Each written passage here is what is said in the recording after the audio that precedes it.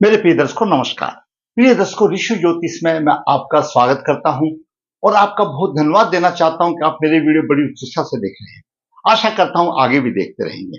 दर्शकों, आज का वीडियो बहुत ही महत्वपूर्ण है, बहुत ही ज्ञानवर्धक है। शायद ऐसा वीडियो आपको मेरे चैनल के अलावा ना मिलेगा। मैंने एक वास्तविक कुंडली के साथ और 4 पुरुषार्थ क्या होते हैं, हमारा जीवन लेने का लक्ष्य क्या है, हम क्यों पैदा हुए हैं और हमको क्या काम करने होते हैं, इनके ऊपर विचार करेंगे। जैसा मैंने बताया, 4 पुरुषार्थ यानी हमारे लक्ष्य 4 हैं। इस मनुष्य योनि में पैदा होने के बाद उसकी पूर्णता तभी होती है जब हम ये 4 पुरुषार्थ को करके और परमात्मा में लीन हो जाएं। कौन से पुरुषार्थ है? पहला है धर्म। धर्म में क्या है? नीतिपूर्ण आचरण युक्त होकर के चलना चाहिए। नैतिक, सामाजिक, मानवीय मूल्यों से युक्त होकर जीवन को जीना, सबका कल्याण हो, यह भावना होना, अपनी आत्मा को श्रेष्ठतम ऊंचाई तक ले जाना ही धर्म है। मतलब धर्म को हमको फॉलो करना चाहिए। धर्म क्या है?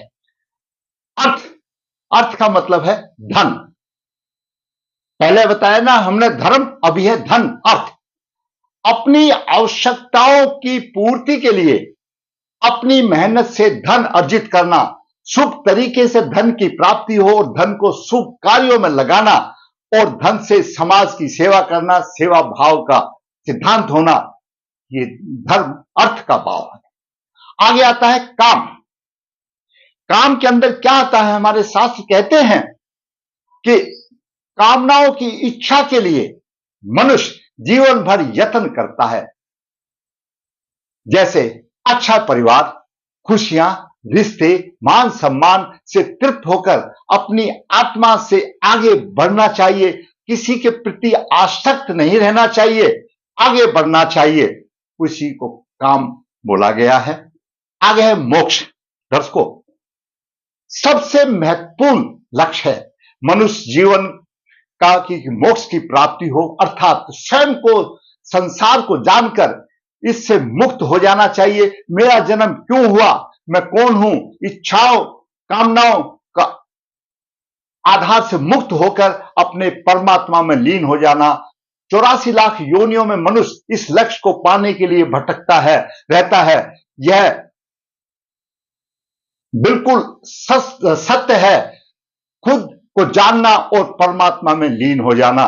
तो ये 4 पुरुषार्थ है, लक्ष्य है धर्म, अर्थ, काम और मोक्ष। हमारे कुंडली के 12 भाव इन चारों में बटे हुए हैं। कैसे? पहला भाव धर्म है, हम कह देते हैं धर्म त्रिकोण। पंचम भाव भी धर्म त्रिकोण है, नवम भाव भी धर्म त्रिकोण है, ये धर्म है। अर्थ, द्वितीय भाव अर्थ है, छठा भाव अर्थ है और दसम भाव अर्थ है। ये भाव की बात आ गई। अब आता है काम।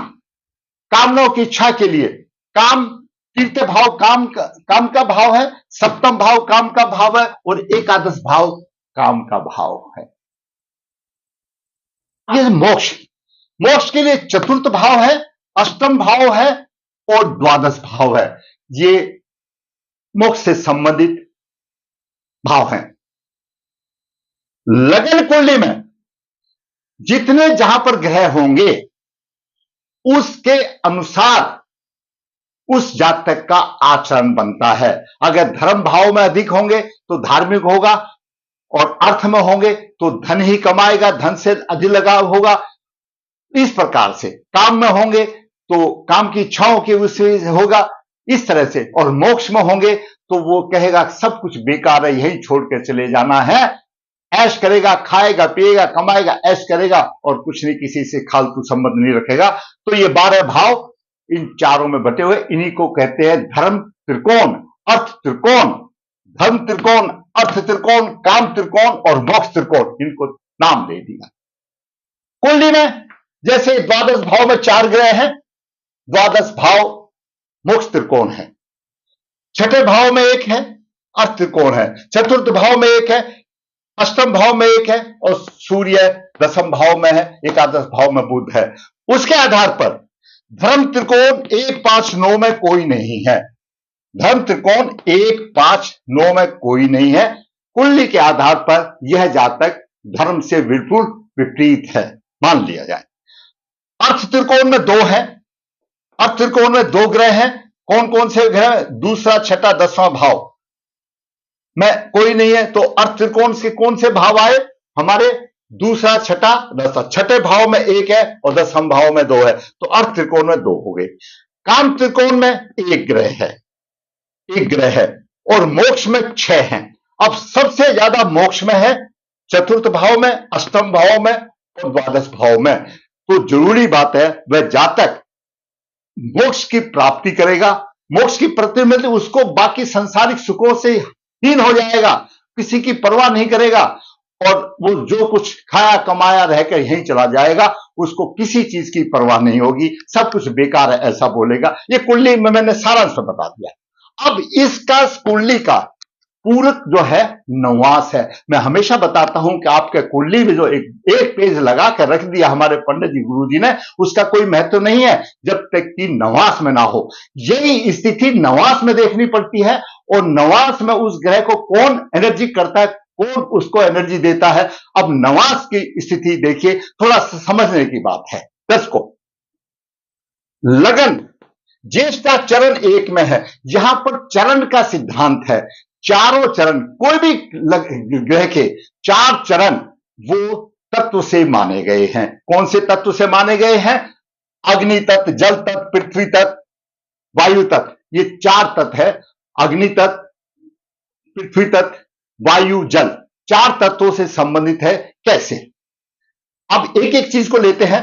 लगन 18 डिग्री 20 मिनट पर है, ज्येष्ठा चरण 1 में है, नवास में अग्नि तत्व में चला जाएगा, चाहे 1 राशि में हो, 5 राशि में हो या 9 राशि में हो। ये 3 राशि अग्नि तत्व की है, तो ना तो बन गया, धनु राशि में आ गया। ये क्यों आया लगन ज्येष्ठा चरण 1? यहां पर भी के लिए बता दूं, यहां पर आप मानो कि मेष राशि है, क्यों काल पुरुष की कुंडली मेष से शुरू होती है। 1 राशि है मान के चलो, तो 1 राशि में 4 यहां पर आएगी, 8 यहां पर आएगी, 12 आएगी। मैं आपको एक धर्म त्रिकोण की बात बता देता हूं। पहला धर्म त्रिकोण मान लिया मेष राशि है, मेष राशि शुरू करते हैं। तो मेष राशि में जो 30 डिग्री में 9 चरण होते हैं, एक चरण 3 डिग्री 20 मिनट का होता है और टोटल एक राशि 30 डिग्री की होती है। 9 चरण होते हैं, 2.25 नक्षत्र होते हैं। तो मेष राशि में जब हम यहां से शुरू मेष राशि करते हैं तो पहले 4 चरण किसके आएंगे? केतु के आएंगे। दूसरे 4 चरण शुक्र के आएंगे और 4 4 8 हो गए।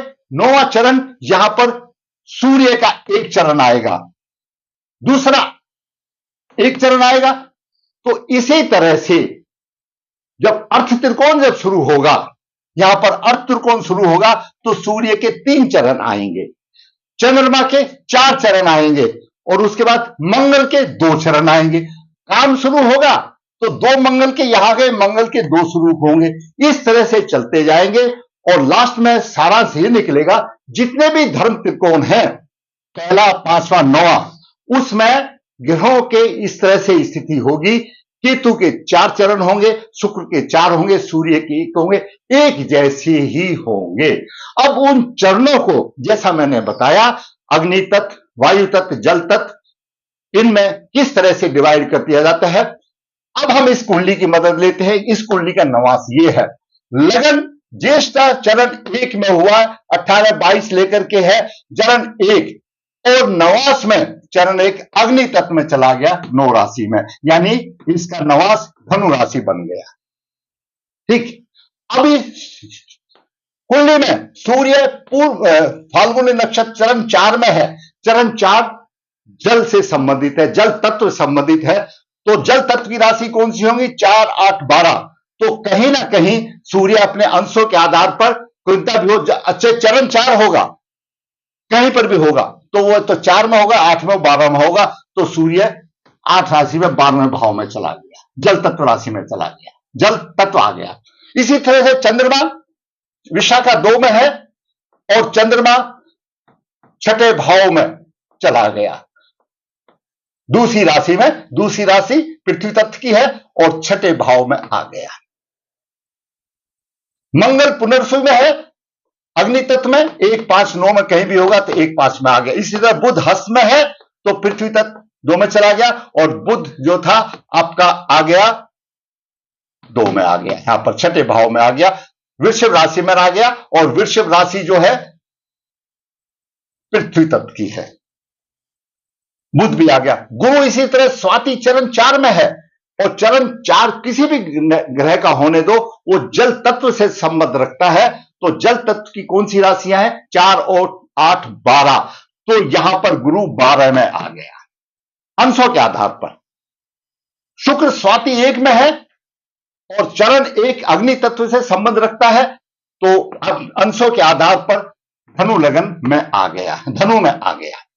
इसी तरह शनि चरण 3 है, वायु तत्व की राशि है, तीसरी 7वीं 11वीं वायु तत्व की राशियां हैं, तीसरे भाव 11 राशि में आ गया, अंश हो गया। इसी प्रकार राहु विशाखा 2 में है तो पितृ तत्व में 2 में आ गया, राहु यहां पर आ गया।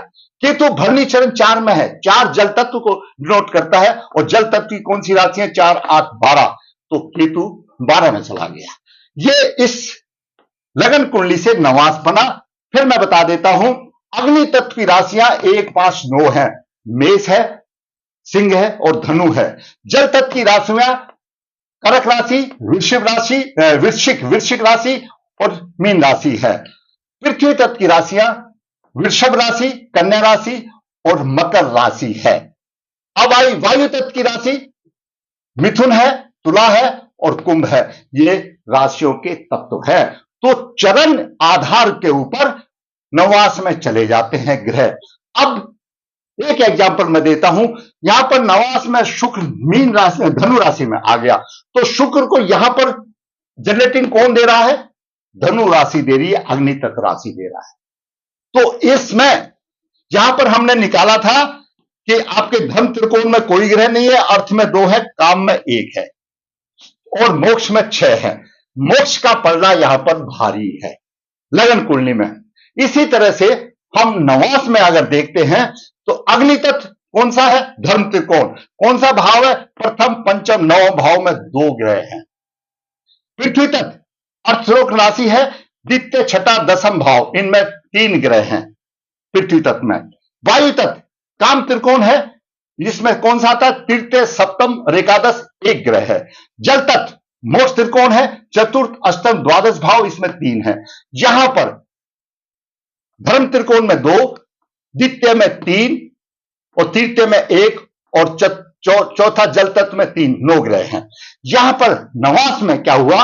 जातक के 2 धर्म त्रिकोण में आए, शुक्र और मंगल, कुछ धार्मिक मानने वाला है।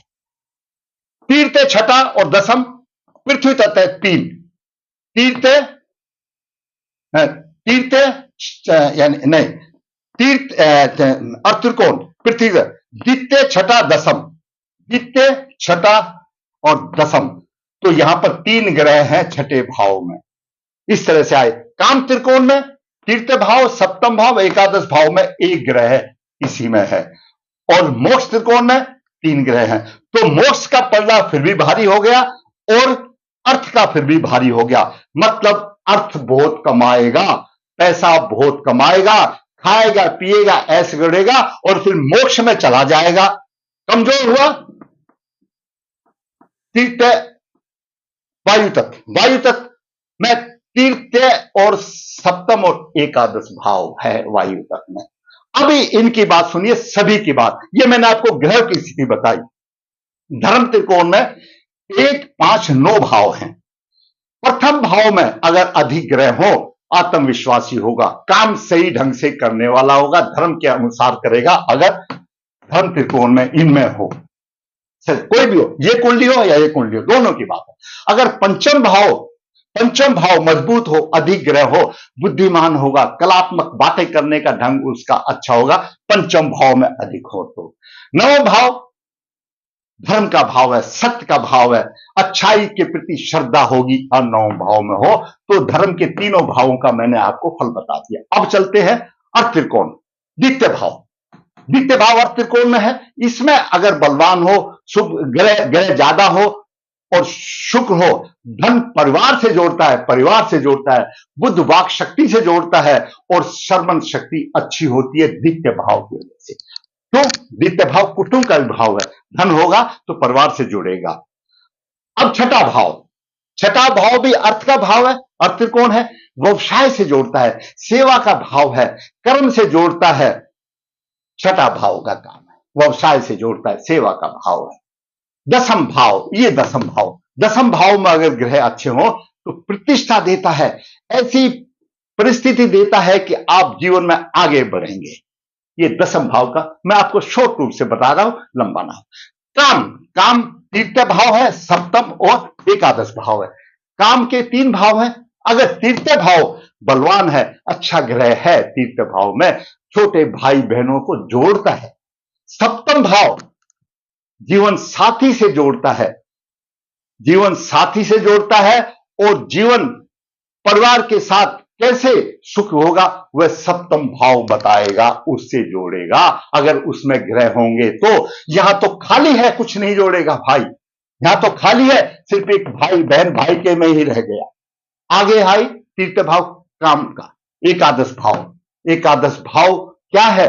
एकादश भाव समाज में उच्च स्तर से जोड़ता है, रिश्ते और सामाजिक प्रतिष्ठा मिलती है, आमदनी अच्छी होती है, लेकिन एक भी नहीं रह गया और सिर्फ काम में एक ही ग्रह बन गया। वायु तत्व काम त्रिकोण में एक ही रह गया, एक ही ग्रह रह गया। इसका मतलब ना उसको समाज से मतलब है, ना जीवन साथी से मतलब है, किसी से भी मतलब नहीं है। तो सप्तम भाव भी गया और ये भी गया। आमदनी तो आएगी, धन, ये धन अर्थ त्रिकोण में बाहर है, आमदनी तो आएगी। अब ये काम की बात आ गई, अभी मोक्ष की बात लेते हैं। मोक्ष बड़ा संवेदनशील है, त्यागी वृत्ति का होता है। अष्टम भाव, चतुर्थ भाव संवेदनशील है, त्यागी वृत्ति का क्या होता है? चतुर्थ भाव। अष्टम भाव भी मोक्ष का है। इसका क्या है दोस्तों? त्याग करने की भावना होती है और गुप्त बातों का ज्ञान भी होता है अष्टम भाव से। ये द्वितीय मोक्ष त्रिकोण कहा, पहला मोक्ष त्रिकोण, द्वितीय। अब आ जाइए तृतीय मोक्ष त्रिकोण, द्वादश भाव। मोक्ष का त्याग की भावना होती है, वो जो कुछ खाया ऐश करो और बाकी सब बेकार है, फिर त्याग की भावना आ जाती है। और इसमें 2 ग्रह आ गए, बलवान हो गया मोक्ष की त्याग की भाव। यहां पर 2 ग्रह आ गए और यहां पर 4 ग्रह आ गए, तो ऐसे जातक को त्याग की भावना होगी। हम नवाज का देखते हैं तो मोक्ष त्रिकोण में 3 ग्रह आ गए। कौन से? एक गुरु आ गया और 2 यहां पर आ गए। पल्ला भारी हो गया मोक्ष त्रिकोण का, खाओ पियो ऐस कुछ नहीं बचा, उसको तसल्ली हो जाती ये सांसारिक जीवन बेकार है। मोक्ष त्रिकोण में 3 आ गए, एक यहां पर आ गया और 3 यहां पर आ गए। पृथ्वी तत्व में अर्थ त्रिकोण में 3 आ गए, ये तीनों यहां बैठे हुए। पहले में खूब कमाओ, धन को खूब कमाओ, धन को खूब कमाओ और ऐसे खर्च कर दो, कुछ नहीं। माता पिता सब उसके लिए खत्म हो गए, बीवियां खत्म हो गई, मतलब किसी चीज का भी सुख नहीं रहा। इसके एनालिसिस से ये ऐसा हो गया। तो मैंने आज आपको जो कि हमारे पुरुषार्थ धर्म अर्थ काम मोक्ष है उनके बारे में बताया, छोटी सी उनकी व्याख्या बताई और नक्षत्र चरण का 1 से लेकर जो 4 चरण होते हैं उस एक चरण का क्या महत्व है। अग्नि तत्व में जाता है, 2 चरण पृथ्वी तत्व में जाता है और 3 चरण वायु तत्व में जाता है, 4 चरण जल तत्व में जाता है और 4 चरण वाले सारे मोक्ष में जाते हैं। और अग्नि तत्व में जो ज्यादा ग्रह होते हैं तो धन की ढेर लग जाते हैं। और काम में काम त्रिकोण की टांग टूट जाती है तो किसी से लेना देना नहीं, अच्छे ग्रह हो तो मिलनसार होता, सबसे मिलता है। यहां तो सब खत्म हो गया है, काम में खाली हो गया। यहां पर काम में क्या है? यहां पर एक एकादश भाव में है, ना तीसरे में है ना सप्तम में। कहां से जीवन साथी का सुख मिलेगा? और नवाज स्पेशली जीवन साथी का है, कुछ भी नहीं है, कुछ भी नहीं बचा, सब कुछ ऐसा हो गया। अब कुंडली का हम थोड़ा सा विचार करते हैं। ये तो मैंने कुंडली का आपको चरण के हिसाब से कुंडली में वंश और धन की हानि, माता पिता, जीवन साथी, किसी भाई बंधु, समाज से लगाव नहीं, किसी से कोई रिश्ता नहीं। ये मैंने टाइटल दिया। कैसे दिया देखिए, पहले से हम सुने। गुरु द्वितीय भाव का स्वामी है, पंचम भाव का स्वामी है। द्वितीय भाव धन, कुटुंब, परिवार, मुंह आदि सबका भाव है, प्रारंभिक शिक्षा का भाव है। और पंचम भाव संतान शिक्षा का भाव है। शिक्षा द्वादश में जाने से शिक्षा तो मिलती है, जितना खर्च करोगे उतनी मिलेगी, लेकिन संतान की हानि हो गई। वंश, द्वितीय भाव वंश का है, पंचम भाव संतान का है। गुरु राहु के साथ चंडाल योग में फंस गया, उसकी चांडाल प्रवृत्ति हो गई, वंश की हानि होगी, संतान की हानि हो गई। और द्वादश भाव में दूसरा चंद्रमा राहु ग्रहण योग लग गया, शुक्र भी द्वादश में है। सभी परेशानी की बात है, विवाह में बाधा आ गई, चरित्र की हानि हो सकती है, किसी प्रकार का दंड भी हो सकता है, वंश की हानि हो सकती है, क्योंकि द्वादश भाव में 4 ग्रह फंस गए। केतु की भी दृष्टि आ गई तो पांचों का प्रभाव हो गया। कमाना और खर्चा इतना हो गया कि बेअंत का खर्चा हो गया। मंगल लगने से अष्टम भाव में है। अब देखिए दर्शकों, मंगल लगने से अष्टम भाव में, अष्टम भाव गुप्त अंगों का स्वामी है, अपना चरित्र की हानि कर सकता है। और राहु से नवम दृष्टि से पीड़ित है, मंगल भी पीड़ित है, भ्रम पैदा करेगा, चरित्र की हानि कर जाएगा। और गुप्त अंगों का भाव है, यह भी बता दिए। चतुर्थ भाव का स्वामी शनि है, राहु की पंचम दृष्टि है, शनि का भी प्रभाव है, चतुर्थ भाव भी स्वामी है। माता के पक्ष से रिश्ता खत्म, बीमारी यानी वैमनस्य हो गया, शत्रुता हो गई, क्योंकि चतुर्थ भाव में राहु का प्रभाव है। राहु से शनि भी पीड़ित है, सूर्य आमने सामने है, तो चतुर्थ भाव पीड़ित है। चतुर्थ भाव का कारक माता का संबंधित करता है, तो चंद्रमा भी पीड़ित है, ग्रहण योग में फंस गया। माता से अनबन, माता से शत्रुता। अब बात करें आगे, एकादश भाव। एकादश भाव में बुध उच्च राशि में है, देवता का प्रतिनिधि करता है। बुध वाणी का कारक है, व्यवहार में रूखापन होगा, क्योंकि शत्रु राशि में व्यवहार में रूखापन होगा। और मंगल से पीड़ित है तो कटु वचन बोलने वाला होगा, उसकी वाणी बिल्कुल कटु वचन बोलने वाली होगी। पंचम में मीन राशि और गुरु राशि का स्वामी चांडाल योग में संतान हानि योग हो गया, सर्प योग आ गया, सर्प शापित कुंडली बन गई। सप्तम भाव पाप करते योग में है, सप्तम भाव की हानि, जीवन साथी का दुख नहीं, सुख नहीं, विवाह में बाधा आ गई, सो परेशानियां हो गई।